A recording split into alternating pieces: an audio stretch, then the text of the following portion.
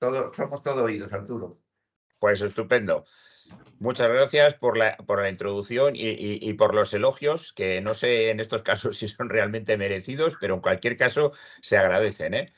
Y lo primero de todo que quería comentaros es que a lo mejor tengo que pediros perdón, y porque yo, claro, aquí pongo los senderos de la domesticación y da la sensación de que la domesticación se queda circunscrita a los animales, según uno ve esta especie de cartel anunciador, ¿no?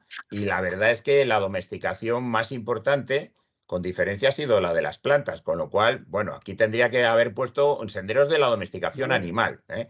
Para centrar un poco el tema.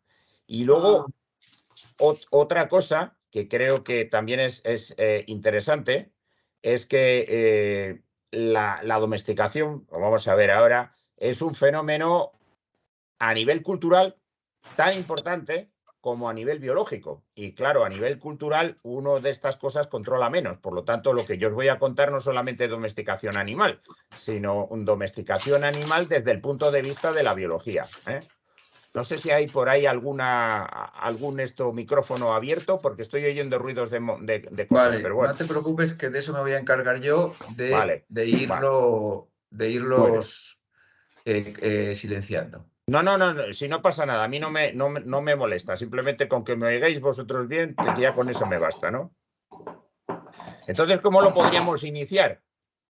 Pues hombre, podríamos iniciarlo ahora que está tan de boga todo este rollo de las manipulaciones genéticas y los alimentos genéticamente manipulados y todo, que parece que acabamos de inventar ahora la rueda. Es decir, bueno, pues hay que saber que a pesar de las cosas que nos están diciendo, algunas muy interesantes, otras un poquito más aterradoras de lo que se puede hacer con toda esta manipulación genética, que al final se queda uno sin saber exactamente si esto va a ser bueno, malo, regular o medio pensionista, que el asunto de la domesticación lleva ya mucho tiempo sin haber introducido todas estas técnicas sofisticadas biomoleculares, produciendo resultados bastante espectaculares. O sea, no es una cosa de ahora mismo y ni de antes de ayer, porque llevamos miles y miles de años haciendo cosas en este caso con los animales, ¿no? Entonces, la primera pregunta que lógicamente nos entraría aquí sería ¿qué es la domesticación? Y yo recuerdo que esto no es un tema en absoluto fácil ni sencillo. Recuerdo una frase de un compañero mío que decía, bueno, la domesticación es, en el caso de los animales, cambiar unas estrategias con animales muertos, que es lo que hacían antes los cazadores, matarlos y comérselos, por animales vivos, porque nosotros, aparte de comerlos, a muchos de ellos, hacemos otras cosas. Entonces, esa especie de visión un poco, digamos, pragmática, no la olvidemos porque efectivamente sí, la domesticación de los animales es un fenómeno que tiene mucho más que ver seguramente con animales vivos que con los animales que tarde o temprano, por desgracia, acaban en nuestros platos, ¿no? Y definirlo es que es difícil, o sea, aquí hay unos condicionantes o unos puntos de partida que no sabemos exactamente muy bien cómo encuadrar. Lo que sí sabemos, que es un rasgo, no sabemos si será del Homo sapiens o de los género Homo, o incluso de los homininos de toda la familia, desde que nosotros nos separamos de los chimpancés, porque los chimpancés esto no lo hacen, es que los humanos tenemos una capacidad bastante notable para vincularnos, no necesariamente emocionalmente, pero para vincularnos con otros animales y para cooperar o interactuar con ellos, ¿no? Entonces esto, digamos, es un parte de nuestro acervo genético, de nuestro comportamiento, y de alguna manera aquí entra el asunto de lo que podría ser un proceso en donde hay dos partes. Unas seremos los humanos y las otras serán los animales, ¿no? Por lo tanto, estamos hablando de un fenómeno, cuando hablamos de domesticación, de un fenómeno de coevolución. Coevolución entendida en el sentido de simbiosis, pero no simbiosis como se entiende muchas veces de beneficio de uno a otro, que eso sería una cosa más específica, sino simbiosis en términos de interactuación entre animales, ¿no? Y bueno, entre animales y humanos, que también somos animales, ¿no? Pero el asunto entonces sería de qué tipo de simbiosis estamos hablando, porque es que algunas personas incluso dicen que la domesticación es un tipo de depredación en donde el depredador, en este caso nosotros, estamos siempre trabajando para maximizar el tamaño de la población depredada. Normalmente el depredador pues, se lleva los excedentes o incluso puede llegar a extinguir su recurso depredado, pero en una domesticación no sería tal el caso, sino que lo que haríamos sería precisamente optimizar, maximizar, aumentar el tamaño de lo que nosotros estamos depredando. Pero esto no deja de ser una visión un poco sesgada del asunto. ¿Por qué? Pues porque hay muchas relaciones de tipo domesticación que no son estrictamente en depredaciones y todos los que tengáis mascotas sabéis perfectamente a lo que me estoy refiriendo.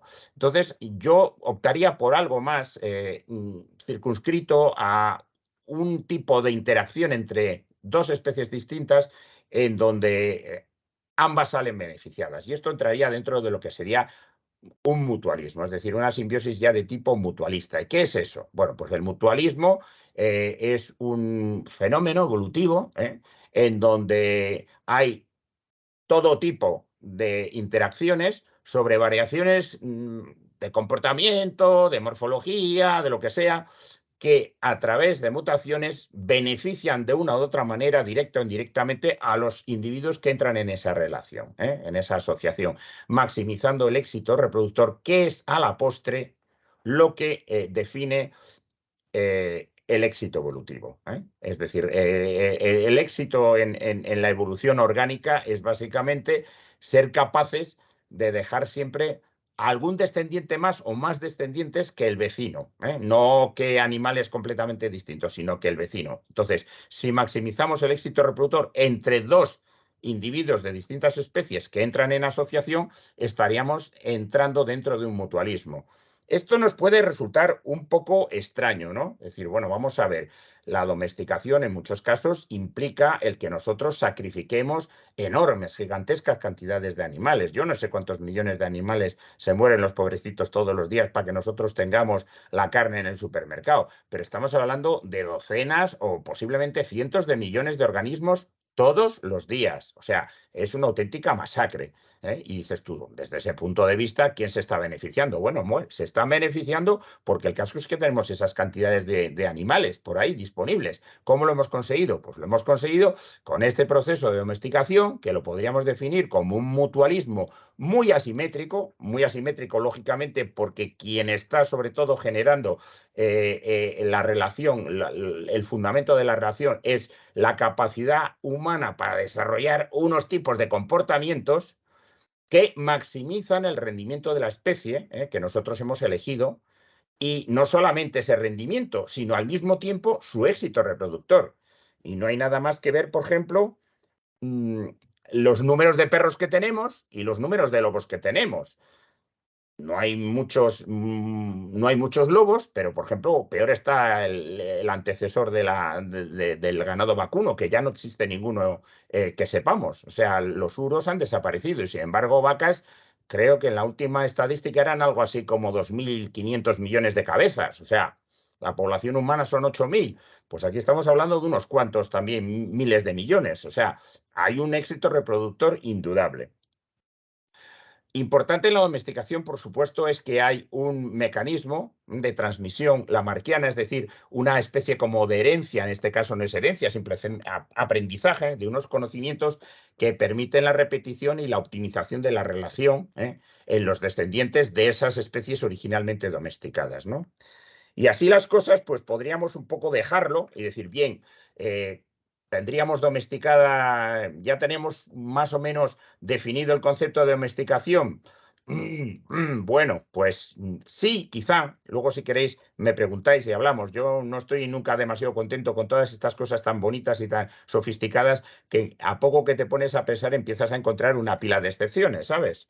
Pero bueno, lo que sí tenemos es que definir una serie de parámetros o de trayectorias o de ejes, que lo hemos llamado ejes, que nos definen este proceso a lo largo del tiempo. Y uno de esos ejes, o una de esas trayectorias, es la que implica el cambio genético y la expresión fenotípica de ese cambio entre lo que sería un animal salvaje. A ver, un segundo. ¿Estoy reverberando? No. Espera un segundo, es que hay ahí un Sí, problema.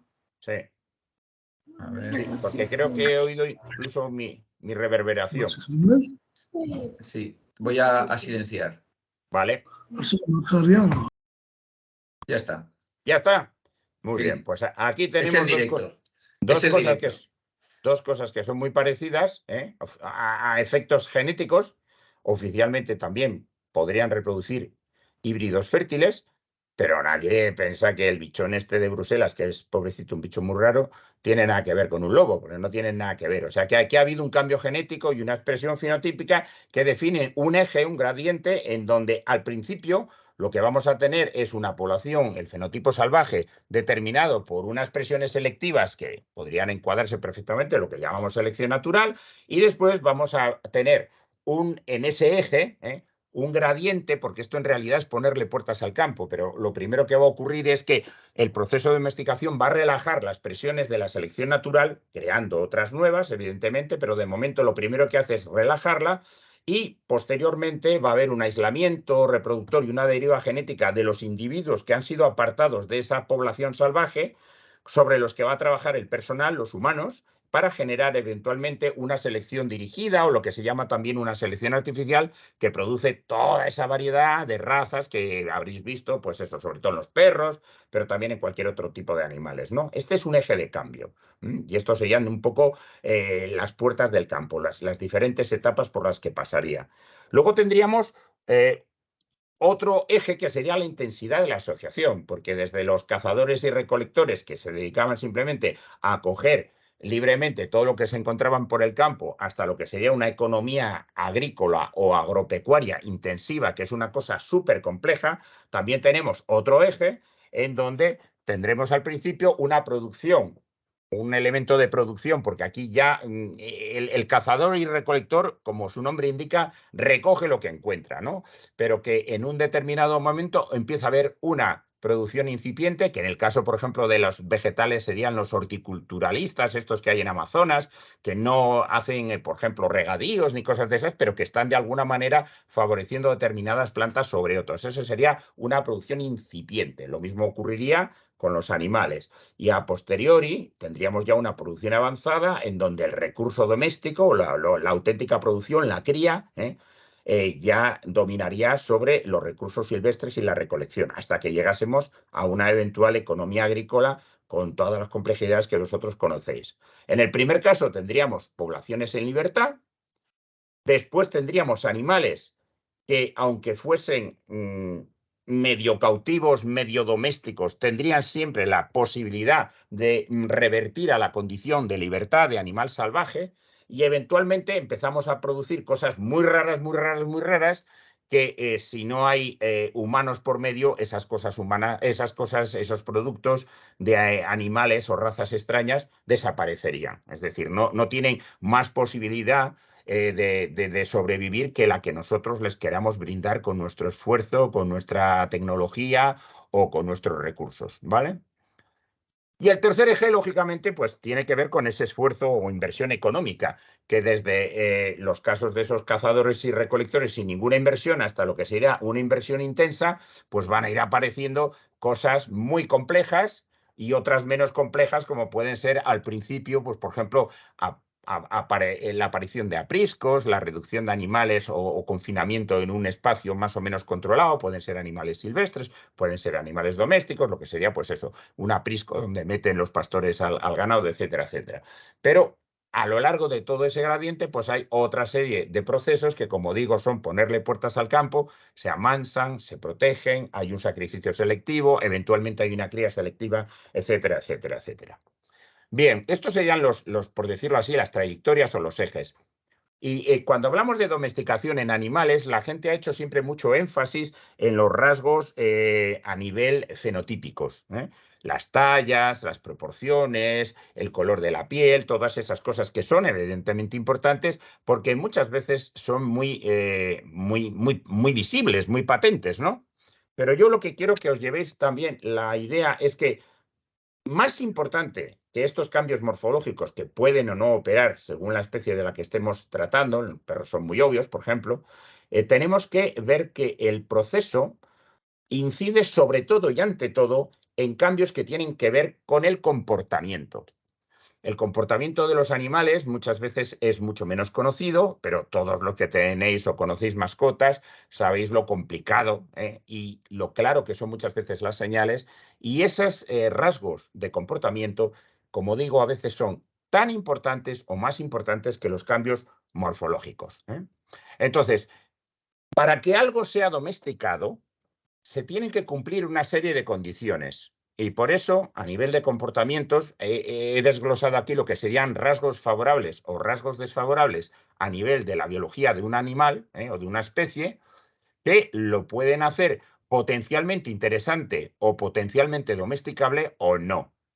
Por ejemplo, un capítulo importante es la reacción a los humanos. Hay animales que en cuanto ven al ser humano, pues salen pitando. Evidentemente, esos animales lo van a ser difíciles si son recelosos, que un animal confiado que, bueno, pues vienes, le echas un poco de pan y se te acerca y cuando te das cuenta se te ha sentado ahí o la ardilla se te ha subido por la manga de la camisa y dices tú, jolín, este tío no es que sea confiado, es que como me descuide me quita la cartera, ¿no? Entonces, todos estos rasgos de reacción ante los humanos son muy importantes. Y aquí ya hay una serie, digamos, de cortapisas que impiden que determinados animales, por mucho que se parezcan a otros que han sido domesticados, nunca hayan sido domesticados. Sí lo hemos intentado, ahí están muchos bajorrelieves egipcios, viendo toda la cantidad de experimentos que intentaron hacer domesticando antílopes, ciervos, hipopótamos, cocodrilos, hienas. Imposible. Y este capítulo de reacción ante el humano es muy importante. Otro capítulo que facilita mucho el asunto, y esto aquí hay que decir una cosa, y es que no necesariamente todas las especies que han sido domesticadas cumplen todos estos requisitos. Lo normal es que cumplan bastantes, pero es raro que los cumplan todos. Pero la estructura social de los animales que han sido domesticados, los animales que nosotros conocemos como clásicos, ¿no? La oveja, el perro, todas estas cosas, son animales sociales. No son animales solitarios en general, ahí tenemos al gato y por eso tenemos tantos problemas para saber si es o no doméstico. Son animales con una estructura nunca territorial, están jerarquizados, tienen machos o hembras alfa, beta, gamma, lo que sea. Y en general el macho o los machos están integrados dentro del grupo.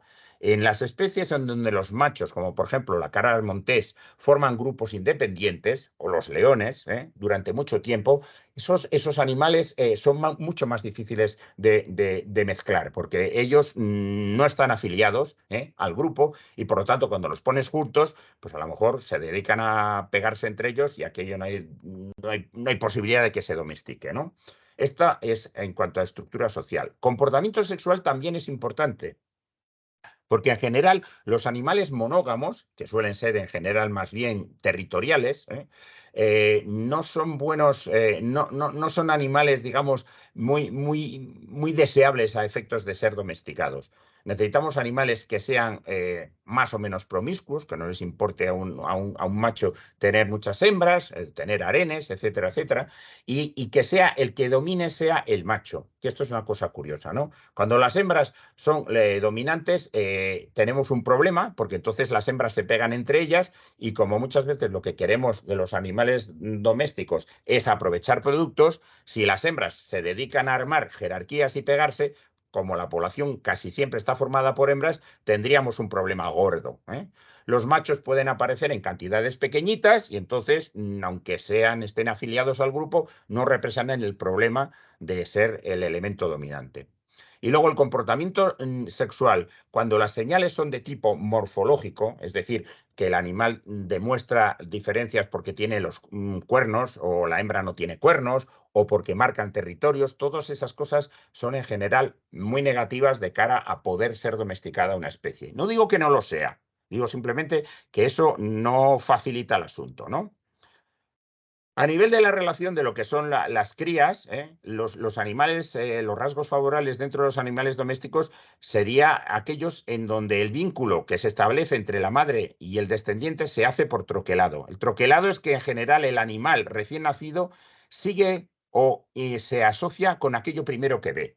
y no sé si habréis visto incluso algunas imágenes bastante curiosas de ocas siguiendo un tractor o a un señor, ¿no?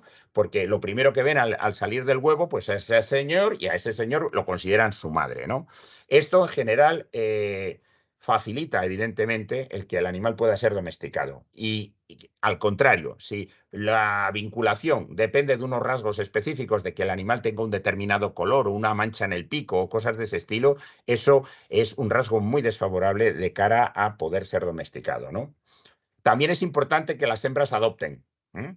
Y que puedan aceptar las crías al nacer. No solamente su propia cría, sino que incluso crías de otros animales. Y que en general todas las crías sean precoces. Las crías que necesitan cuidado durante tiempo, animales que se quedan en el nido o que no pueden andar o que están metidos en la madriguera, esos en general es mucho más difícil domesticarlos, porque ahí hay un periodo en donde los humanos no pueden interferir con la relación madre-descendiente, ¿no?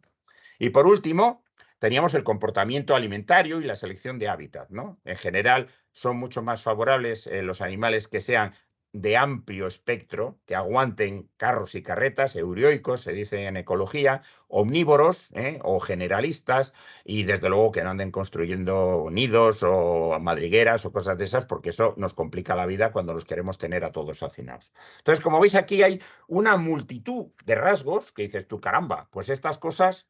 Entonces, lo que yo estaba tratando de deciros es que el comportamiento es un elemento clave de lo que es el proceso de domesticación, porque el proceso de domesticación es una calle de doble dirección. Tú puedes hacer muchas cosas, poner mucho esfuerzo, hacer mucho empeño, pero si no pone de su parte el animal, ya no hay nada que hacer. Con lo cual estamos más o menos cortapisados y ahí se queda la cosa.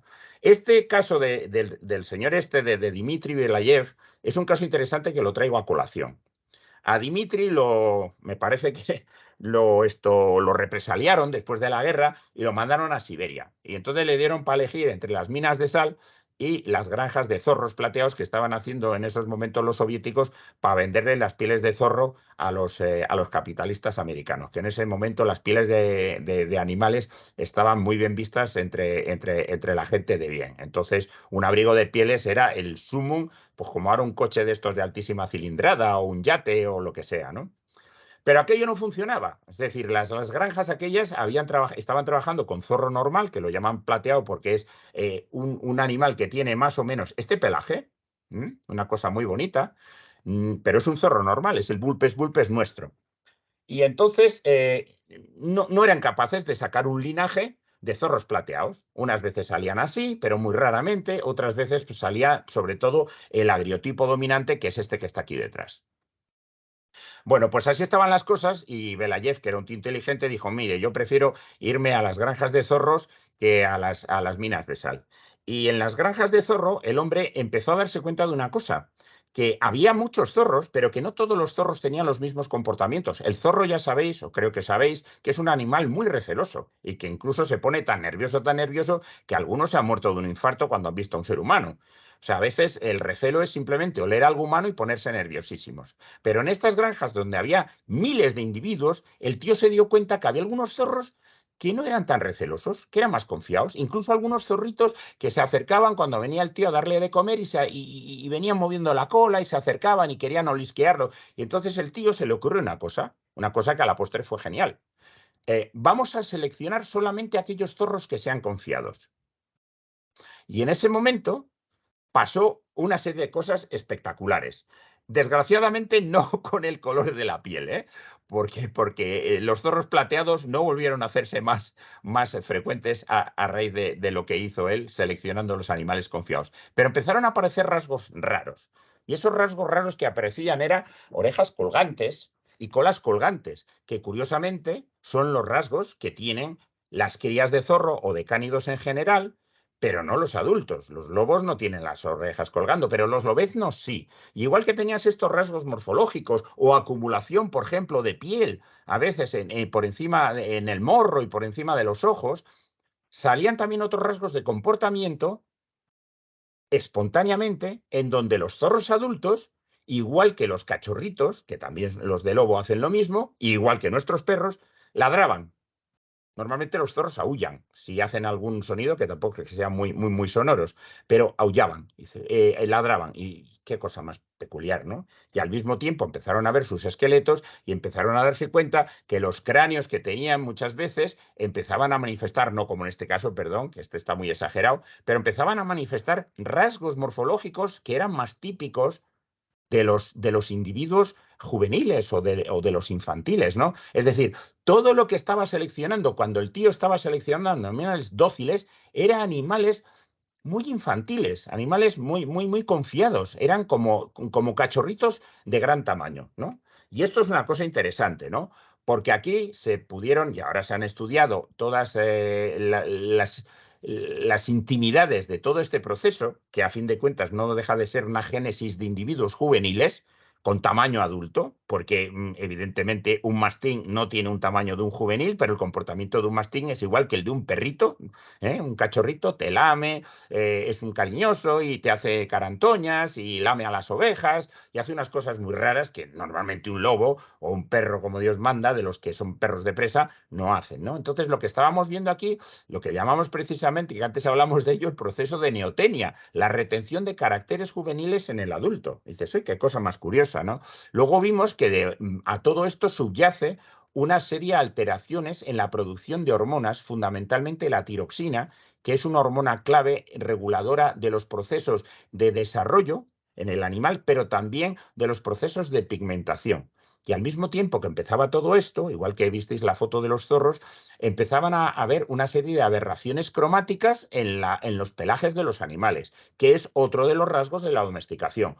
Normalmente los mamíferos son todos más o menos pardos, como dicen por la noche todos los gatos son pardos. Bueno, pues casi todos los mamíferos son pardos, no ven en general en color y por lo tanto el tener animales blancos y negros pues es bastante atípico. A veces tienes alguno, por ejemplo, el tapir malayo es blanco y negro, pero es la excepción a la regla. Y sin embargo, entre los animales domésticos no diría que serían la norma, pero que hay muchísimos, ¿no? Y esto es disfunciones, alteraciones que ahora se conocen en detalle con lo que es la producción de la hormona de la tiroxina y de todas las hormonas que corriente abajo van siendo reguladas por la tiroxina durante el proceso de desarrollo. Pero hay muchos más cambios. Y esto lo interesante es que todo ello afecta, lógicamente, al núcleo central, que es el encéfalo. Y si nosotros nos ponemos a mirar lo que son las reducciones del encéfalo que operan en los animales domésticos frente a sus agriotipos silvestres, por ejemplo, en el cerdo frente al jabalí, veremos que el cerdo, a igualdad de talla, tiene 1/3 menos de masa encefálica que el jabalí. Y lo mismo les pasa a cualquier otro grupo. Aquí los tengo organizados un poco por categorías tróficas y por otro lado tenemos a las aves que no son exactamente comparables. Pero si os vais dando cuenta, son los animales más inteligentes, en este caso los omnívoros, porque el cerdo es infinitamente más inteligente que el perro, y eso los que hayáis tenido cerdos o conozcáis cerdos o hayáis cazado jabalíes o conozcáis al jabalí, sabréis que es un animal muy inteligente. Justamente el cerdo, los más listos en este caso, son los que acusan un descenso más marcado de la masa encefálica. Aquí la correlación en carnívoros no es tan clara, ¿eh? Y aquí, perdón, este bisón que se pone con B, perdón, me acabo de dar cuenta que tendría que ser con V. Es el bisón americano, ¿vale? No es el bisonte de Buffalo Bill. Pero si os dais cuenta que aquí hay una reducción bastante marcada en todos los casos, que es mucho menor en el caso de los ungulados, más que nada porque los ungulados en general son más tontos que los carnívoros y los carnívoros en general en este caso son más tontos que el cerdo. Pero los roedores, que son más tontos que los ungulados, también tienen reducciones. Y en las aves, aunque no son comparables, pasa exactamente lo mismo. Las más listas, que son las gallináceas en este caso, son las que acusan la mayor, digamos, reducción de la masa encefálica. Y las más tontas, que son las palomas, serían las que acusan menor reducción de la masa encefálica. Con lo cual ahí está pasando algo. Pero claro, esto es a nivel a lo bestia, ¿no? Es decir, la masa encefálica ha disminuido, sí.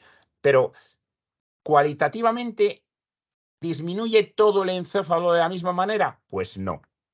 Las regiones encefálicas se ven afectadas de distintas maneras en distintos grupos. Y aquí os pongo solamente mamíferos. Pero en general, si os dais cuenta, el telencéfalo, que es donde, digamos, está la reactividad del animal, nuestra corteza cerebral, el darse cuenta de las cosas, también la llamamos inteligencia, pero el telencéfalo da lo mismo la especie que sea, es lo que máxima reducción acusa cuando se reduce la masa encefálica. Es decir, de alguna manera, por decirlo pronto y claro, se han hecho más tontos, ¿vale? Después tenemos una deducción bastante interesante del diencéfalo, donde radica pues, el sistema límbico, que es el que modula pues, factores tales como el miedo, la agresión, los instintos rápidos, ¿no? Y veis que en general el diencéfalo, dependiendo de los grupos, bueno, parece que tiene una reducción bastante notable después. Pero luego, si os dais cuenta, lo que menos en general se nos reduce en estos animales domésticos es la médula oblonga, que es un territorio neurosecretor que no participa en, digamos, operaciones cognitivas o sensoriales, sino que es más bien una cosa de producción de hormonas, líquido cefalorraquídeo, cosas de ese estilo, ¿no? Y luego, según la especie, y esto ya cambia, el cerebelo, que es el que controla, digamos, la coordinación motora, dependiendo de la especie, como digo, a veces se atrofia más o se atrofia menos. Eso, digamos que más o menos, traducido a Román Paladín en lo que serían funciones, el sistema límbico, que es el que modula la agresión, es el que más se reduce. Es decir, no es que se hayan hecho más tontos, es que se han hecho menos agresivos. Y es normal porque uno de los rasgos que nosotros estamos seleccionando es la docilidad, ¿verdad? Pero después, otra cosa que dependiendo de las especies podemos notar más o menos es el sistema visual. Los cerdos tienen muy buena visión y sin embargo ahí se reduce muchísimo en el animal doméstico porque el cerdo, a diferencia de otros animales, incluso como la oveja o los perros, son animales que están confinados en un sitio muy reducido, ¿no? Entonces aquí se va viendo que según la especie se van reduciendo distintas partes, pero que hay temas comunes, ¿verdad? Que nos están diciendo que los animales parece que se han hecho un poquito menos reactivos, menos agresivos, un poquito menos con menor capacidad para sobrevivir en condiciones naturales. Y esto es lo que nosotros vemos en casos dudosos, esta especie como de cicatrices de la reducción encefálica que nos está marcando si un animal es o no doméstico y que nos han aclarado si animales que en principio se suponían que eran silvestres, como puede ser el mufón de Córcega o el dingo australiano, acusan unas reducciones bastante interesantes, muy apreciables, sustanciales, frente a la masa encefálica de sus supuestos agriotipos, que serían pues, los uriales en el caso de los muflones o el lobo en el caso del dingo. O sea que estos animales son animales que los consideramos salvajes, pero en realidad son animales acimarronados. Se han vuelto a la condición de, digamos, de salvaje posteriormente. Y esas reducciones que acusan son incluso mayores que las que acusan algunas razas muy raciadas de animales domésticos. O sea que fijaros la reducción en el caso del dingo es casi un 30% de la masa encefálica. No es moco de pavo, ¿no? Al mismo tiempo que está ocurriendo esto, tenemos cicatrices también a nivel de lo que es el comportamiento y los modos de vida. Y, por ejemplo, el gato montés, que tiene una amplia gama de animales que depreda y que fundamentalmente le gusta mucho las aves o incluso algunos animales como el conejo, en el caso de España, pues en el caso de los gatos cimarrones, estos animales, estas presas silvestres son mínimas y en cambio la dieta está fundamentalmente constituida por cosas que encuentran por la calle, en vertederos o lo que sea. Ahora me diréis, oye, pero los gatos cimarrones y los gatos incluso domésticos cazan mucho pajarito. Sí, lo cazan, pero no lo comen. Ahí está la diferencia. Y estos cambios que parecen sutiles son cambios muy importantes a efectos, digamos, de incluso de la supervivencia de la población. Por ejemplo, hay muchos perros, ahora afortunadamente ya muchos menos, de estos acimarronados que se han ido porque los han abandonado los dueños, y esos perros que forman a veces jaurías y andan por ahí haciendo sus barrabasadas, porque muchas de las ovejas que se supone que mata el lobo en realidad son perros de estos cimarrones, pero tienen unos comportamientos completamente distintos al comportamiento de lo que en origen fue su agriotipo, que era el lobo. Los lobos son animales muy sociales, muy cooperativos, son muy buenos padres, vamos, ayudan a la hembra a criar, cazan en grupo, están muy bien jerarquizados, y en cambio los perros cimarrones va cada uno por su lado, son bastante malos, si te vi no me acuerdo, no ayudan a la hembra a sacar adelante las crías. ¿Y qué es lo que ocurre? Pues que mientras que las poblaciones de lobo, que son muy pequeñas, se siguen manteniendo con un poquito que las ayudemos, las poblaciones de perros cimarrones, que en esos comportamientos tan absolutamente desenfrenados y poco adaptativos, van desapareciendo una y otra vez. Si no hay un aporte constante de perros cimarrones, esas poblaciones acaban desapareciendo en cuestión de años, porque estos comportamientos son comportamientos desarrollados durante la domesticación que en condiciones silvestres no tienen ningún futuro, ¿vale? Entonces, estas son cosas importantes. Bien. Creo que estamos más o menos a mitad.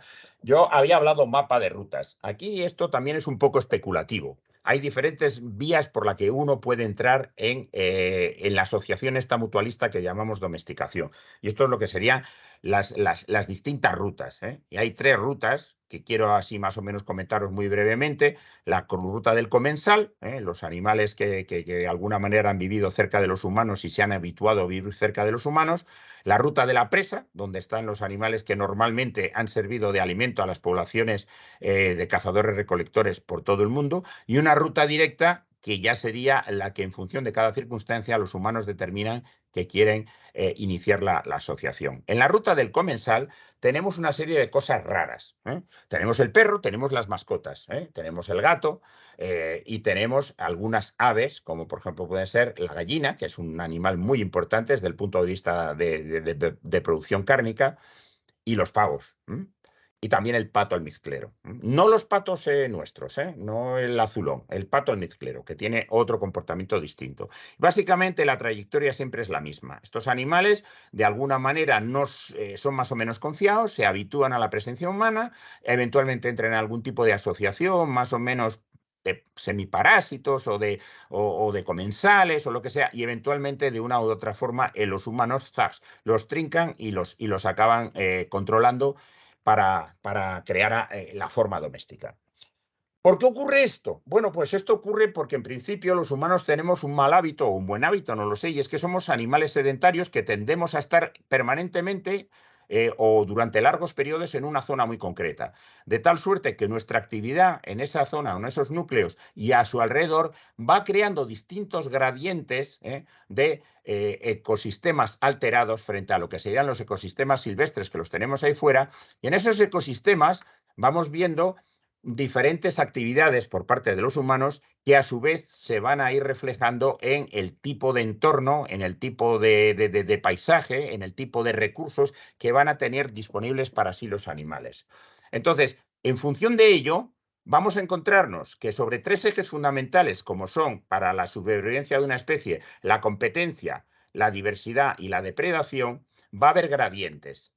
Ahí tenemos un gradiente que sería positivo en principio, para nosotros, cuanto más diversidad mejor, y cuanto menos diversidad, más nos acercamos al núcleo humano, pues eso en principio sería peor. Bueno, bien, en principio sí. Pero fijaros que la depredación y la competencia, cuanto más nos acercamos a los ambientes alterados por los humanos, al disminuir la diversidad, con ella disminuye también la competencia y la depredación. Con lo cual, esto, para un animal, puede ser bueno. Entonces se encuentra con menos competidores, se encuentra con menos depredadores y se puede encontrar con una eventual fuente de comida inesperada, mientras que lo puede hacer, pues oye, tira que te va, ¿no? Entonces, aquí hay una visión positiva, decir, bueno, pues estos animales se han aprovechado de una serie de cosas y por eso entraron de manera, podríamos decir entre comillas, claro, voluntaria en la asociación. Mientras que, como en todos los contratos, hay una letra pequeña y entonces ahí tendríamos unos contras, que puede ser que los animales que se habitúen o que se puedan llegar a criar, pues los vamos a dejar muy alterados en el sentido de que van a perder capacidades olfativas, visuales, de cognitivas, etcétera, etcétera, ¿no? Entonces, hay bueno y malo, pros y contras. Y en el juego de esta evolución podemos decir retrospectivamente que han ganado los pros. Es decir, los animales han visto ventajoso que aunque los comieran o les pasaran otras cosas más o menos negativas, a la postre, bueno, han sido capaces de tener más éxito reproductor y este tipo de grupos se han se han establecido, ¿no? Y aquí tenemos toda esa serie de especies. La segunda ruta, que sería, como digo, la de los animales que normalmente nos hemos comido tradicionalmente en los últimos cientos de miles de años, desde que empezamos a cazar en serio, es una ruta mucho más costosa para los humanos. En la anterior, el humano hace parte del viaje, pero el animal también viaja por su puerta en dirección opuesta y por lo tanto se establece una relación mutua que de alguna manera desemboca en lo que llamamos domesticación. Aquí casi todo el trabajo en la ruta de la presa lo hacen los humanos, que en principio depredan y después empiezan a hacer diferentes tipos de gestión hasta que llegamos a lo que sería una cría controlada. Y entonces esto lo podemos poner de distintas maneras, pero vamos a ponerlo en función de la intensidad de selección y los eventos que van ocurriendo en cada uno de estos casos. Tenemos una población silvestre. ¿Qué es lo primero que podría hacer una población de cazadores-recolectores? En vez de pasarse el día corriendo detrás de las ovejas o de lo que tocara que corrieses, los cojo y los estabulo. Los meto en un recinto, en un redil, en un aprisco, lo que sea. Y esto hemos visto enormes cantidades de estas desarrolladas sobre todo en el Próximo Oriente, grandes rediles en donde en los fondos de valle se metían seguramente enormes cantidades, por ejemplo en el caso de Irak, que estoy pensando ahora, enormes cantidades de gacelas. Al final no se domesticaron las gacelas, pero que este tipo de coger la población silvestre y meterla en su entorno donde está, pero dejarla cautiva, ya es una cosa interesante, ¿vale? Y es un primer paso, digamos, el más sencillo que tenemos desde una población plenamente silvestre a una población plenamente doméstica. Lo que ocurre en estos casos, cuando tienes ahí a todos los michos estabulados, es que va a haber un cambio en la relación macho y hembra. ¿Por qué? Pues porque si tú tienes una población natural con idéntico número de machos que idéntico número de hembras, primero las que están produciendo o las que pueden producir algo, pueden ser las hembras. Pero en este caso, a estas alturas de la relación, no es eso importante. Lo importante es que los machos de todas estas especies que estamos hablando, que son fundamentalmente rumiantes, ungulados, son muchísimo más belicosos. Entonces, tener muchos machos metidos en un entorno muy cerrado va a generar una enorme cantidad de conflicto.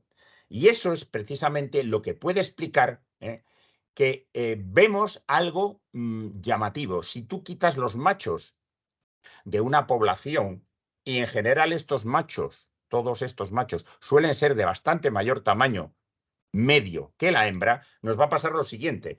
Tenemos una población con una talla media en donde el valor lo ponemos en esta línea porque hay una cantidad más o menos parecida de machos que de hembras y pasamos a una población en donde tenemos muy poquitos machos y muchas hembras, que es lo que son más fáciles de manejar. ¿Qué es lo que le ocurre a la media? Pues la media se nos desplaza y tenemos al final, acabamos con animales de menor talla. Entonces, este fenómeno que nosotros vemos en todos los sitios, aquí por ejemplo son los cerdos o los suidos de la península ibérica, que esto lo hemos estudiado bastante, y vas viendo como en el Mesolítico, este valor medio, estos son ejes logarítmicos de transformación de las tallas de los animales para que todos los huesos se puedan relacionar con un estándar. En este caso el estándar es un cerdo doméstico de la edad del hierro en Inglaterra, es decir, es un cerdo relativamente pequeñito, esta línea que tenemos en la mitad. Y si os dais cuenta, en el Mesolítico, donde no había animales domésticos en la península ibérica, todos los suidos que tenemos parece que están metidos dentro del territorio que sería de jabalí. En el Mesoneolítico, 3/4 de lo mismo, pero ya vemos que si tenemos unos esbozos neolíticos, hay alguna cosa rara por ahí, algún animal adulto que nos parece muy pequeño. Y en el momento que entramos en el Neolítico, con la producción de alimentos, sobre todo la ganadería, se nos va un desplazamiento hacia la izquierda y los animales se hacen infinitamente más pequeños. Siempre nos van a quedar jabalíes, pero en general los pastores y los agricultores no cazan demasiado y por lo tanto estos animales siempre van a ser minoría. Entonces dices, vale, son animales domésticos y se han hecho más pequeños. El problema es que aquí tendrías que demostrar que estos animales son más pequeños porque son más pequeños los machos y las hembras. Pero lo cierto es que en el caso del cerdo no hay ningún problema porque incluso los machos más grandes, hasta hace muy poquito, los machos más grandes de animal doméstico eran más pequeños que las hembras silvestres, que las jabalinas más pequeñas. O sea que ahí no hay posibilidad de solapamiento. Pero bueno, este es un tema interesante que si queréis luego me hacéis preguntas porque aquí hay mucho que decir, ¿vale? Bien, estamos entonces aquí. Tenemos un cambio en la relación macho-hembra, una disminución de talla. Pero lo importante no es eso.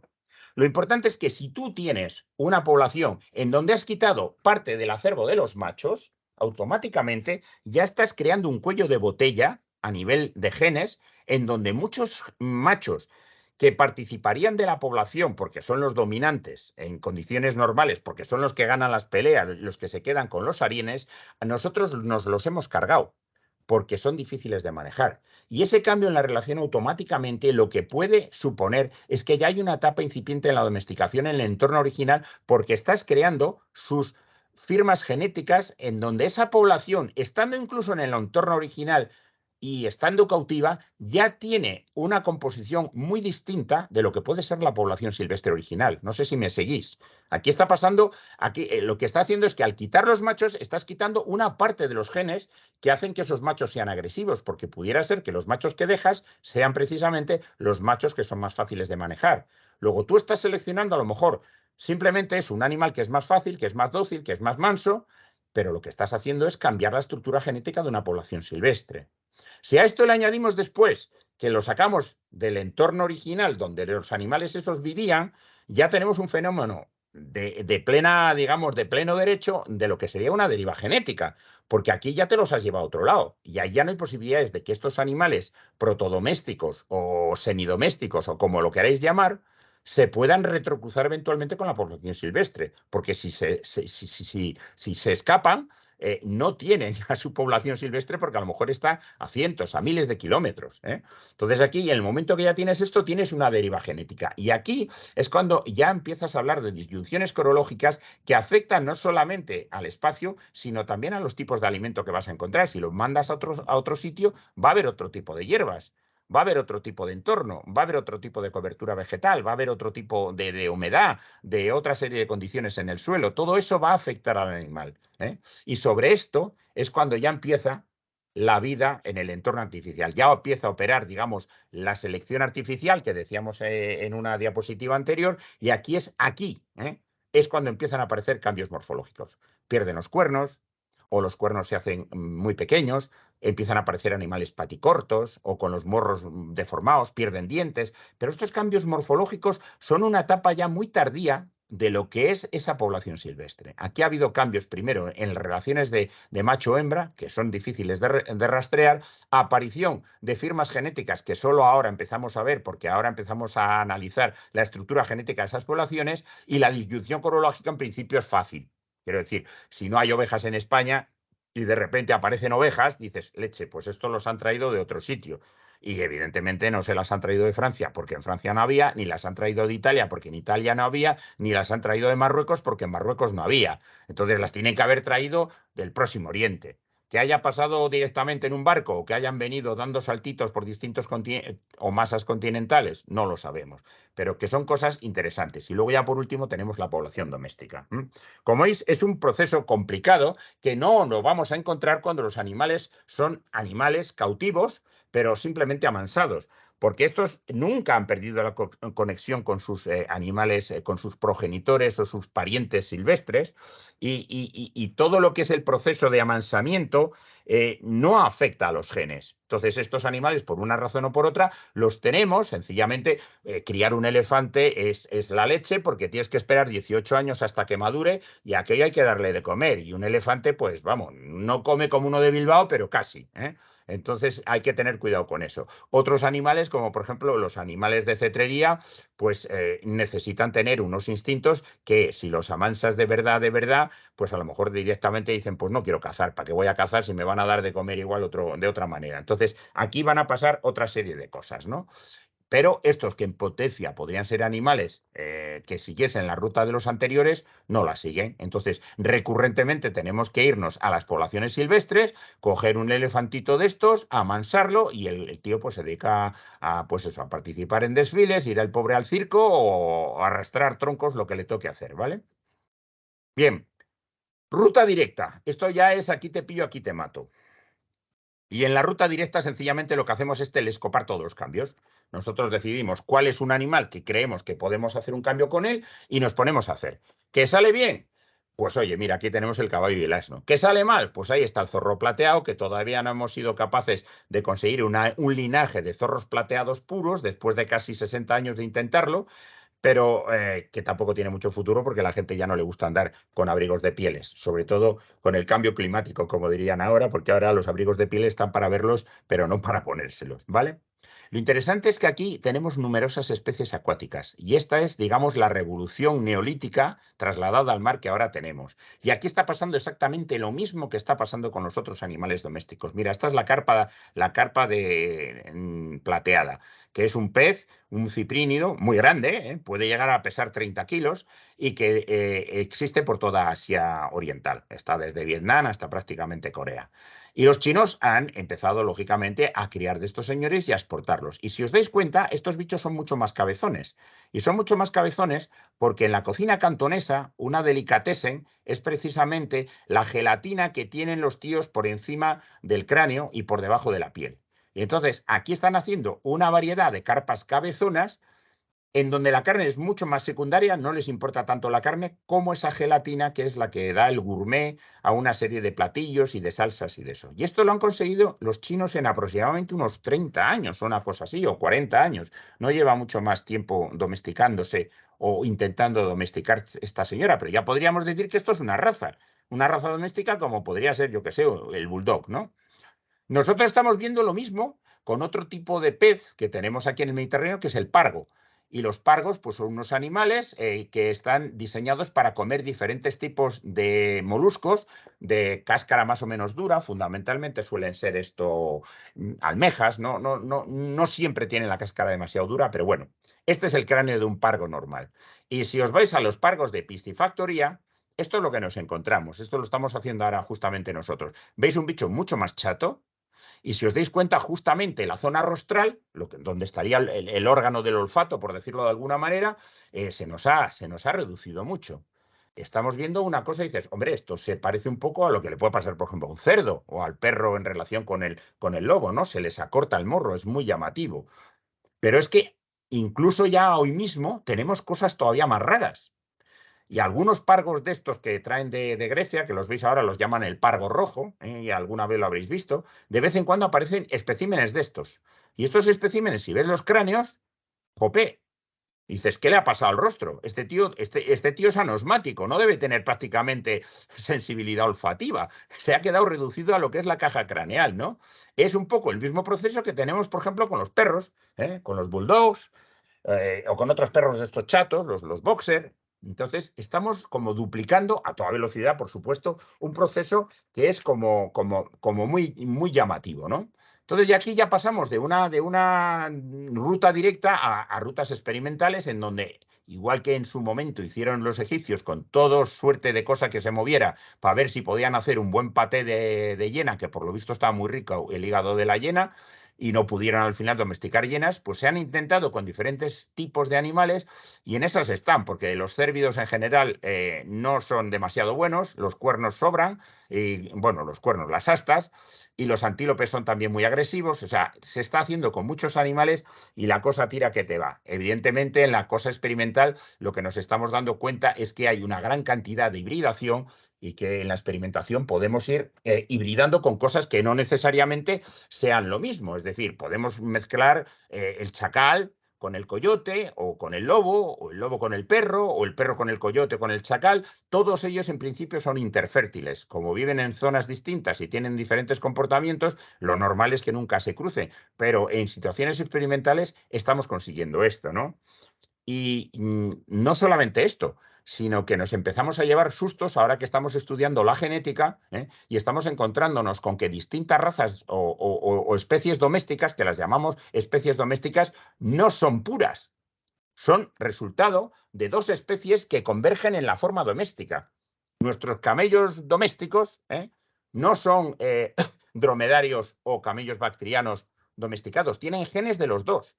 Y además una componente bastante equilibrada, lo cual quiere decir que no ha sido marginal la contribución de uno de los agriotipos. No, en absoluto. Nuestras gallinas, que siempre decíamos que procedían de los banquivas, pero fijaros que las patas del banquiva son rosadas, mientras que las patas del gallo, el gallo sonerati, son amarillas y las gallinas tienen las patas amarillas. Bueno, pues en cuanto empezamos a mirar los genes, qué casualidad, empezamos a ver que tenemos genes de gallo sonerati en lo que llamamos gallinas, por lo tanto, otra especie híbrida. Y por si no fueran suficientes las sorpresas, lo mismo le está pasando a nuestros cerdos actuales. Los cerdos antiguos, los que venían de Próximo Oriente, todos procedían de jabalíes, pero a partir del siglo XIX empiezan a entrar los cerdos chinos que proceden del Subsaharianus y estas dos formas se cruzan en Norteamérica y en Europa y forman nuestros cerdos actuales, que aunque a algunos les duela, porque supongo que el cerdo ibérico también llevará algunos genes de Salvanius, pues no solamente el sus escrofa, sino también el sus albanius. O sea, que sustos hay por todos los sitios. Y los sustos los llevamos incluso entre animales que no tenemos ni idea que existan actualmente. Los textos, por ejemplo, de Sumeria, hablan de unos animales que son los kungas. Y los kungas, en este estándar de Ur, que supongo que habréis visto muchos de vosotros, es un mural precioso, son todos estos caballitos o especie de caballitoides que van tirando de los carros. Entonces, hace unos años hicimos un estudio, bueno, lo hicieron, yo participé, pero marginalmente, y nos encontramos con una cosa curiosa. Las mamás tenían ADN de burros, de asno doméstico, y los papás tenían el cromosoma Y de hemiones, que son unos équidos que están a mitad de caballo entre los asnos y los caballos de Przewalski, y que en muchos casos están prácticamente extinguidos por todo el mundo. Hay varias especies extinguidas, pero en esos momentos todavía, vamos, hasta el siglo XX ha llegado a una especie a sobrevivir muy cerca de esta zona, en Siria, y está claro que en su momento cruzaron una especie silvestre con una especie doméstica. Es decir, no les ha quedado nada por hacer en el pasado, ¿no? Es una cosa súper, súper interesante. Y seguro que, como dice el refrán, torres más altas van a caer a medida que sigamos indagando sobre estos procesos. O sea, que aunque ahora tengamos mucha experimentación, como decía al principio de la comunicación, de la presentación, estas cosas son más viejas que la tos, ¿eh? Llevamos mucho tiempo haciéndolas y solo ahora tomamos conciencia de lo listos y lo capaces que eran los humanos del pasado, ¿eh? Bien, y ahora yo quiero a modo de epílogo terminar una cosa, pero esto ya es más bien en plan de provocaros, para que os quedéis aquí pensando todos. Reducción del cráneo, ¿verdad? De la masa encefálica. No es muy importante en humanos, pero si miras, y no han sido muchos los esqueletos, pero han sido más de 600 esqueletos de sapiens, de cromañones, en el paleolítico euroasiático, vemos que la capacidad craneana de los sapiens hace unos 10.000, 20.000, 30.000 años, porque esto es gravetiense también, 32.000 años, desde ese momento, todos estos señores del Pleistoceno tenían de media bueno, un 10%, ¿no? O sea, esto es aproximadamente un 10% más de capacidad encefálica. Y aquí dices tú, caray, pues esto empieza a recordarme, ¿os acordáis del famoso dingo y del muflón ese? Dices, ¿nos hemos hecho más tontos? Hombre, estas diferencias hay que darse cuenta que hay que modularlas porque los varones tenemos mayor capacidad encefálica de media que las señoras, porque las señoras de media son también más pequeñas. O sea que hay un factor talla que habría que corregir. Y bueno, no parece mucho, pero en fin, da que pensar porque se supone que nosotros ahora somos muy listos y los hombres de las cavernas eran muy brutos y muy tontos, ¿no? Pero lo más interesante no es, digamos, el cambio cuantitativo, como os dije cuando os enseñé las disminuciones en las tallas encefálicas, sino qué parte del encéfalo ha disminuido. Y aquí estamos hablando, fijaros, de las diferencias. Estamos hablando del siglo XIII y del siglo XVI. En este caso han sido toda una población, digamos, local de cementerios ingleses.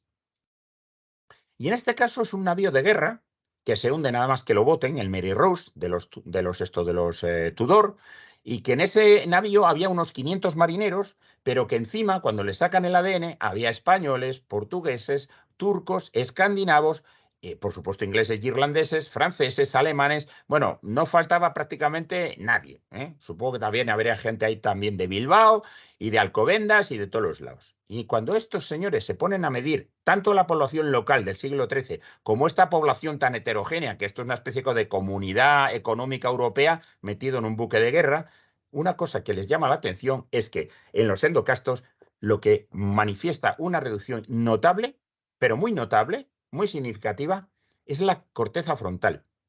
Y los que sepáis de estas cosas, sabéis que la corteza frontal es lo que nos hace más listos a los humanos, porque ahí es donde está precisamente el raciocinio más racional, valga la redundancia. Con lo cual, no es que haya disminuido la masa encefálica, es que ha disminuido una masa encefálica crítica, que es la que se supone es la base neuronal de la inteligencia.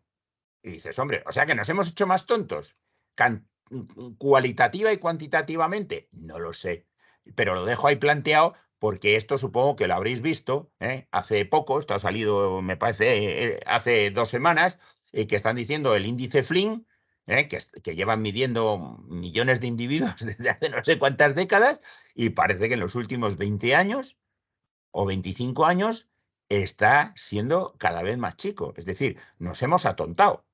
Y dices, no puede ser, esto es imposible. Si unes unas cosas con otras, dices, será un efecto de la domesticación. Con esto yo os quiero dejar un poco con el alma en el vilo, ¿no? Al final de todo esto, pues ¿qué nos queda? Más preguntas que respuestas, porque es un tema súper apasionante en donde, lógicamente, hagas lo que hagas, siempre te vas a encontrar con una pila de interrogantes. Entonces, tienes unas preguntas que son estrictamente científicas, por decirlo de alguna manera, marcadores genéticos que definen a todos estos comportamientos raros de que un animal se deja acariciar cuanto antes no se dejaba acariciar. Estos marcadores genéticos que definen esas adaptaciones son distintos en la ruta del comensal o en la ruta de la presa o en los animales que son directamente decididos nosotros que los vamos a domesticar. ¿Y de qué manera? ¿Son más exitosos como especies o como individuos? Porque ya una especie doméstica en realidad es distinta de su agriotipo. Todos aquellos grupos de animales que accedieron a la domesticación por la vía comensal, son preguntas, ¿no? Luego hay preguntas que serían más de tipo aplicado. Estas, algunas de estos datos que estamos aquí trabajando a todos los niveles, genético, fisiológico, de comportamiento, ecológico, de impacto ambiental, de producción de metano, de producción de CO2, la huella de carbono, etcétera, etcétera. Todo esto nos dice algo para estudiar en el futuro todas estas cosas de mejora de razas, gestión ambiental, conservación de especies y sobre todo, que esto creo que es muy importante, el uso experimental y el rendimiento pecuario con el bienestar animal. Es decir, si nos tenemos que cargar a los animales porque nos siguen gustando las chuletas, vale, bien, de acuerdo, y porque tenemos que hacer las medicinas, vale, bien, de acuerdo, pero, a ver si pobrecitos lo podemos hacer sin que sufran o que sufran lo menos posible. Esto es importante. Y entonces tenemos que saber qué hace sufrir a un ave, más la visión, el olfato o el oído, o a un gato, o a un perro, o a una vaca, o cualquier cosa que vayamos a hacerle alguna perrería, nunca mejor dicho. Luego tenemos otras preguntas que nos quedan para el futuro futurible.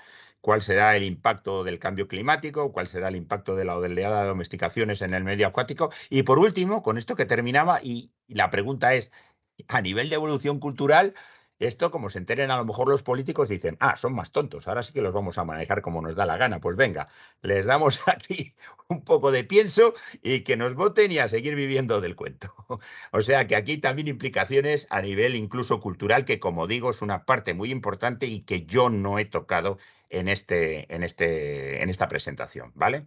Así que con eso y el etcétera, os doy las gracias. Creo que estoy más o menos a tiempo, porque estoy en el Son y 5. Yo calculaba 1 hora y bueno, como empezamos sobre esta hora, pues creo que he terminado. ¿Vale? Bueno, pues Pues fenomenal. Muchísimas gracias por esta charla tan interesante. he ido a Entonces, toda leche.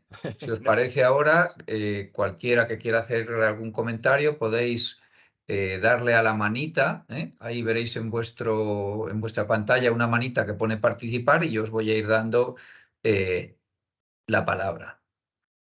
Si os parece, los que vayáis a participar, podéis enchufar la cámara en ese momento para que así pues nos veamos un poco por lo menos las caras, ¿eh? Y también enchufáis vuestro micro. yo aquí Pues esto. os dejo la palabra. A ver, José Manuel.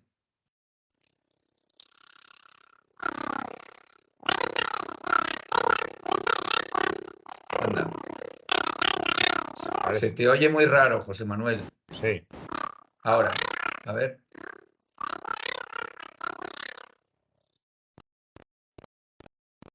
A ver, quizás si lo escribes por el chat, puedo yo hacer la pregunta. Si escribes tu comentario por el chat, porque no se te oye bien.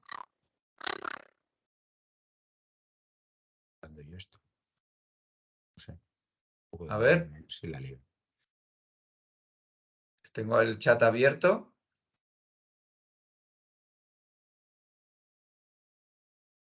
Parece que no se oye la pregunta. No la está escribiendo. Sí.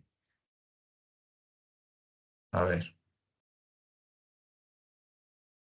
José Manuel, bueno, si te parece, si eres, si lo puedes poner, le aprietas al botoncito donde pone chat y luego podría yo hacer, si no, la pregunta en tu nombre.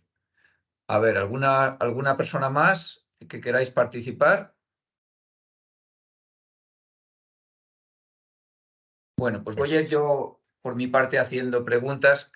Mira, José Manuel ha recibido un mensaje, ¿eh? Es que no sé qué es lo que está aquí pasando. A ver, me pone que quiere escribir.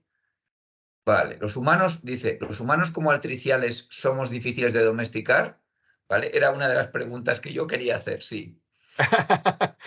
Pues eso se lo tendríais que preguntar más a los antropólogos, pero vamos, en principio los humanos somos muy fáciles de domesticar. Si tú metes a 30 chimpancés en un vagón del metro, lo primero que harán será pegarse bocados y dentelladas por todos los sitios.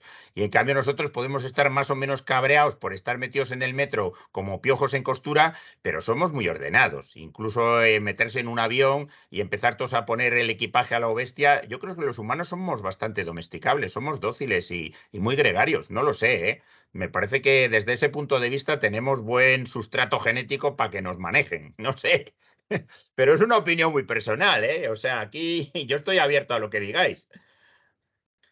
Bueno, yo creo que la conclusión de tu charla es que nosotros nos estamos domesticando a nosotros mismos, ¿no? Yo creo que Claro. esa es la conclusión, es obvia. Bueno, claro, en el momento que tú tienes un animal doméstico, y lo sabéis cualquiera que tengáis un perro, hay que sacarle a hacer pis, hay que recoger las caquitas. Si está malito, pues lo llevas al veterinario. Si el tío quiere salir a dar una vuelta o coge la pelotita y quiere correr con la pelotita, pues tienes que estar con la pelotita. Al final, cuando te has dado cuenta, le echas mucho tiempo al bicho porque es el bicho el que te está domesticando. O sea, los dos están domesticando. O sea, como he dicho antes, es una calle de doble dirección. Tú domesticas y él te domestica a ti. Claro, sí, eso es indudable y pasa lo mismo con las plantas, ¿no? Uno dice, ¿quién ha domesticado a quién? ¿El trigo a nosotros Ah, o nosotros pues al trigo? Pues no, eso no lo sabía que también sería aplicable a las plantas. Mira, ya me he enterado de una cosa nueva. O sea que también lo decís, claro. Bueno, es que un tío que tiene que andar con el trigo, figúrate toda la trabajera que tiene que hacer. Es que es la monda. Es una cantidad de Claro. esfuerzo brutal. Y al final lo que hay es mucho trigo. Lo que hay es mucho trigo y lo que puedes tener es más hijos que el cazador-recolector, pero tu vida es bastante más asquerosa que la del cazador-recolector, que está todo el día debajo de un árbol, pues eso, a la poltrona, claro. O sea que la vida se nos ha complicado, pero como en la evolución lo que importa es tener hijos y nosotros ponemos tres, donde el agricultor, el otro, el cazador, pone uno, pues entonces ya está claro quién gana a lo largo del tiempo. Eso no quiere decir que la vida haya mejorado o la calidad de vida. Claro, eso está clarísimo. A ver, yo Está te quería claro. hacer algunas preguntas. Has mencionado algo de peces, que era uno de los temas que a mí me parecía muy interesante, Sí, porque sin duda, ¿no? La domesticación de peces ha sido en los últimos 30 años, sí, ¿no? Exponencial, diríamos, ¿no? Y luego la sí. otra pregunta es sobre insectos. Es la otra que Ajá. te quería hacer, Sí, ¿vale? sí. ¿Por qué tan pocos insectos? Cuando parece Bueno, que ahora está Naciones Unidas diciendo que a por los insectos, ¿eh? Y que nos olvidemos de la carne roja, que produce mucha menos huella de carbono el insecto y que es una proteína más digerible y tal. A lo mejor esto está empezando, pero vamos, que es muy posible que donde los están comiendo desde siempre, los chinos, por ejemplo, si te vas a un supermercado tienes ahí tus snacks de cucarachas y de grillos y de hormigas y cosas de esas. Los que habéis estado en México ya habéis visto todo lo que comen allí la gente y no están malos, pero bueno, que no hay una tradición muy grande, digamos, en las culturas occidentales. Y esto es, como digo, más cultura que otra cosa. Entonces, como la mayor parte de los que han estado comiendo insectos no eran demasiada gente, pues no ha habido necesidad de domesticarlo. Pero sí, a ver, a ver, ¿qué hay? nos... Beatriz es la que parece que Ah, está doble. Es que ha entrado, haber entrado por un teléfono y está ajá, doble. sí. Voy yo a deshabilitarla el micrófono. Sí, es muy posible que con los insectos vaya a pasar lo mismo, tarde o temprano. Lo que pasa que evidentemente son otros sistemas. Ahí ya no tenemos un vertebrado, por lo tanto, donde no hay, no hay. El encéfalo como tal concepto en los insectos no existe, ¿no? Entonces tienes una cosa parecida y ¿habrá cambios de comportamiento? Hombre, para empezar, lo primero que vas a necesitar son animales que se puedan acomodar a vivir en muy altas densidades y comer cualquier tipo de basura que les eches. Y entonces eso automáticamente va a hacer unos que sí y otros que no. Y de golpe y porrazo, pues si los pones en un tanque, pues la mitad de los peces no, el 90% se mueren. Y los que sobreviven y que después son los que heredan la tierra, pues ya son más dóciles y aguantan mejor. Vale, bien.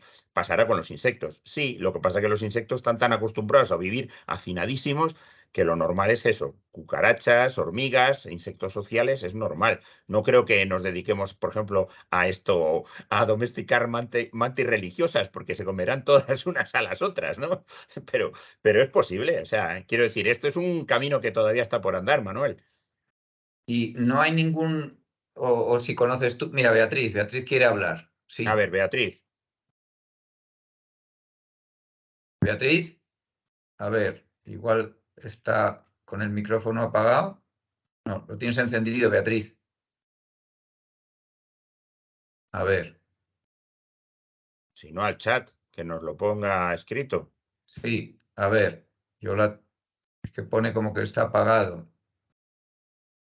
Sí, voy a mirar en el chat, a ver, Mm. Beatriz. Vamos a ver, que en el otro chat han puesto alguna cosa. A ver si sale.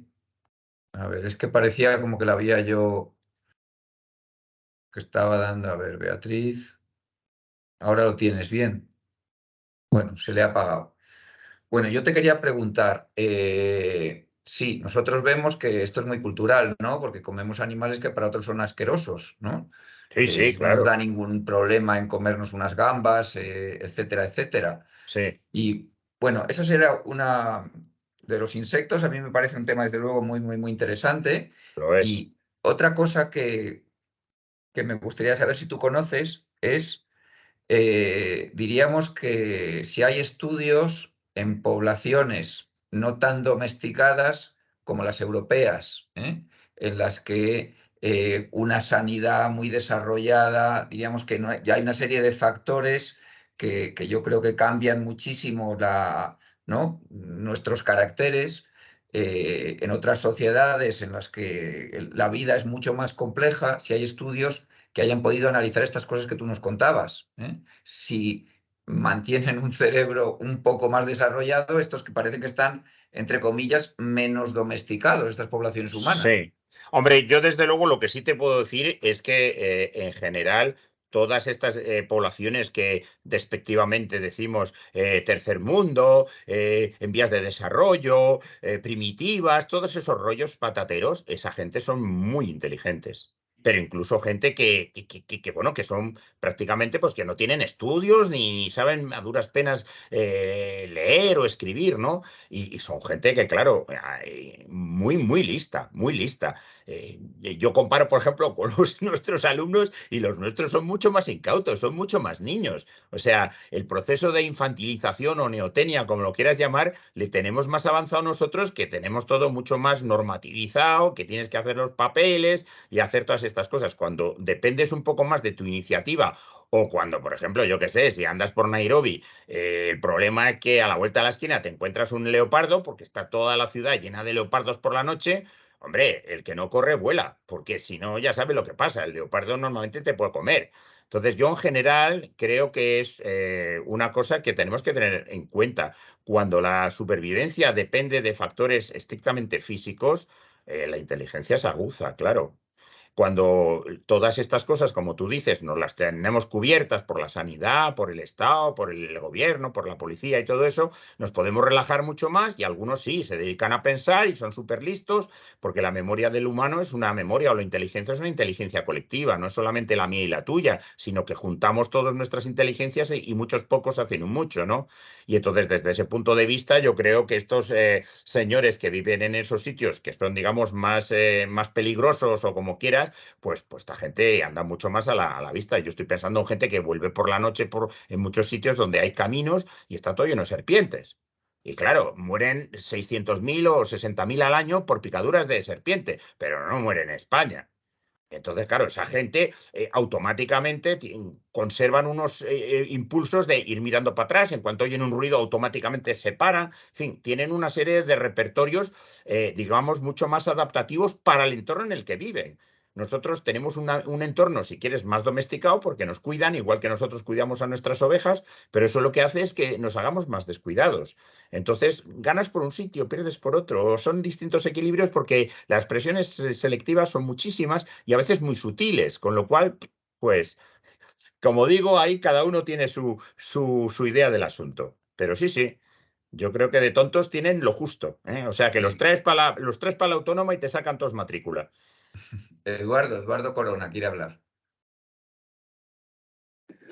Hola, ¿qué tal, Arturo? ¿Cómo estás? Oh, Felicidades por la ¡anda! plática. ¿Qué Sí, pasó? ¿Cómo vas? aquí, mi cuate, aquí andamos. Un Pues saludo a mira, todos desde México. me Pues alegro de nada, oye, oíros, sí. sí, es que me parece muy interesante el planteamiento que haces y sobre todo porque, bueno, digamos, el tema visto desde acá, desde México en particular y Ajá. desde América, es el hecho de que la mayoría de los organismos, por ejemplo, acá no hay cautiverio, no hay linajes, ¿no? De producción de linajes, sino más bien es esta idea de el semicautiverio, el manejo, y creo que eso le da otra perspectiva, ¿no? O sea, entonces, bueno, digamos, el comentario es más bien esta idea de cómo culturalmente se va gestionando el proceso de domesticación en estas diversas rutas que presentas, ¿no? Entonces me parece Ujú. que, digo, por lo menos fue muy ilustrativo la forma en que lo abordas, y bueno, pues vemos ahí una coincidencia muy grande, digamos, en los planteamientos que están haciendo de la perspectiva que presentaste, ¿no? Entonces, Ajá. bueno, pues nada, era el comentario nada más y el agradecimiento pues por el conocimiento que siempre das. Ah, el placer es mío, Eduardo. Yo sí os sirve de algo porque cuanto más viejo te vas haciendo, lo que te gusta es eso, seguir manteniendo el espíritu ese juvenil de decir, yo quiero seguir aprendiendo, en plan Peter Pan. Y si eso muchas veces lo que necesitas es algún tipo de comentario, por eso he terminado con algo que era un poco así más llamativo, ¿no? Esto de que nos estamos Sí, haciendo como más provocador tontos. totalmente, ¿no? Pero Sí, bueno, sí, y creo que que esa es la perspectiva que nos ponen, ¿no? Sí, sí, entonces, correcto, bueno, pues correcto. eso, Sí, eso, sí. pues la cuestión ya después, a ver si después nos das una plática por acá, ya los invitaremos a todos los colegas acá de la Cuando tú Sociedad quieras. Ya sabes Etnobiológica, sí. que encantadísimo. Dale recuerdos a toda la tropa. Igualmente, un abrazo a todos por allá. Seguimos, aquí Chao. estamos. Hasta luego. Ok. Yo quería hacerte otra pregunta, Arturo, de un tema que has tratado y quería saber si tú has estudiado o hay otros estudios. Cuando nosotros hacemos esta intensificación tan brutal que tenemos hoy en día, por ejemplo, los pollitos, ¿no? En las gallinas o estos cerdos que se meten en unas cajas tan pequeñas que ya prácticamente no se mueven. ¿Hay estudios como los que tú nos has manejado que diferencian entre, diríamos, la intensidad y los cambios que aparecen? Sí, Porque sí, también sí, sí. entendemos que es que los cambios son brutales. Si tenían Brutales.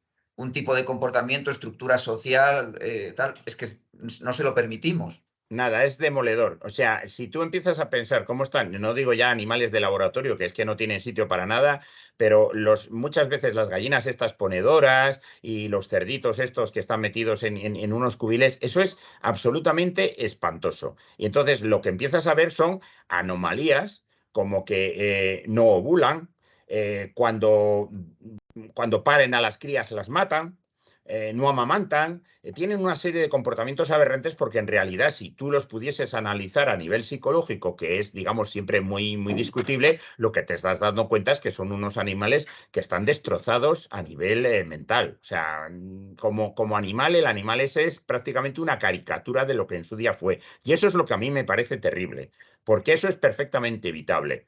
Tú puedes tener una producción muy maximizada o lo que sea, pero puedes mantener unas condiciones mínimas de decoro, si quieres incluso, fíjate, de humanidad. Es decir, ser humano con los animales de alguna manera te hace ser mucho más humano con las personas. Si tú tratas bien a los animales, la gente que trata bien a los animales raramente tiene muy malos sentimientos. Puede ser, siempre te dicen, no, hombre, Al Capone quería mucho a su gato, o Hitler quería mucho a su perro y tal.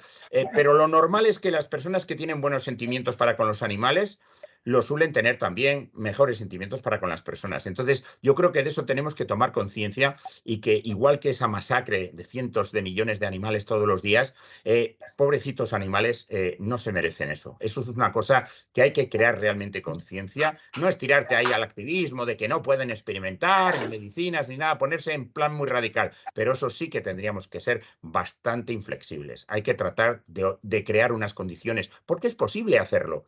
No estamos hablando de una imposible, estamos hablando de algo que es posible, pero que simplemente por ahorrar dinero, costos o lo que sea, pues no. Entonces, claro, para eso están las legislaciones. Yo creo que eso es crear conciencia y es muy importante.